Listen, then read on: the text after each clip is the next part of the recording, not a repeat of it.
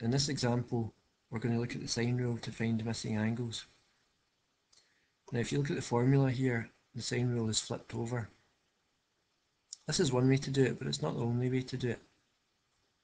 Now I'll show you how this works in the slide before. If you look at the top fractions there, you've got a half equal to 3 over 6.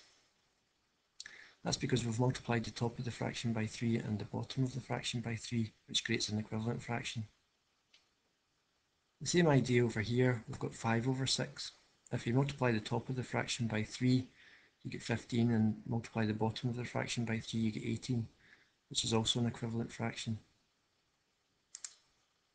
Now when we flip these fractions over, we need to see if it's still equal to each other.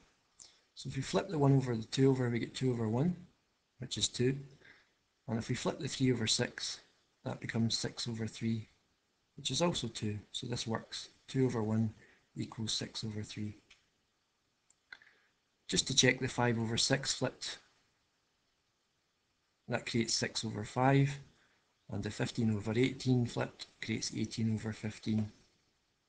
Now if we use our calculator to do 6 divided by 5, that comes out at 1.2.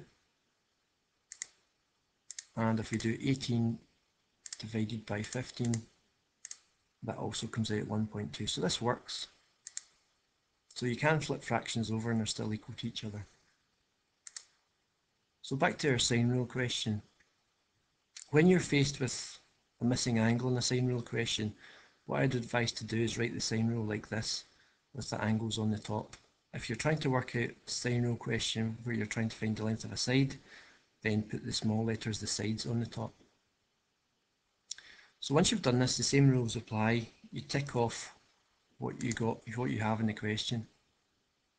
So if you look at the question here, we have A, so we'll tick that. We're looking for the sine of A, or we're looking for A in its own, but the sine of A should be ticked. You've got B, which is 7, so we'll tick B.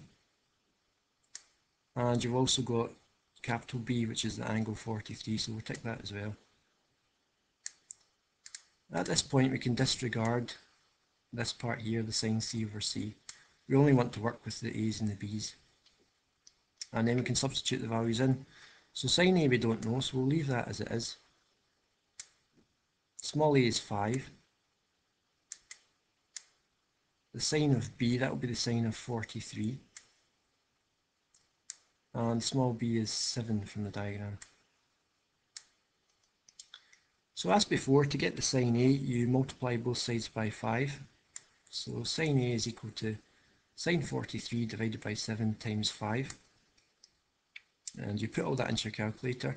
So that would be sine 43 divided by 7 times 5. And that comes out at 0.47, so on. Don't round it, just leave that in your calculator. Now to work out the angle, we have to do the opposite of sine, which is inverse sine. So you inverse sine this large decimal in your calculator, and it should come out as 29.2 degrees. But as we've already studied Unit 3, there's two answers to this, because the sine graph is symmetrical, and it will show a result of 29.2 or 180 minus 29.2, which is 150.8. But if you look back at the triangle, this angle is an acute angle, so it cannot be greater than 90 degrees. So we can rule out the 150.8, so your answer is 29.2 degrees.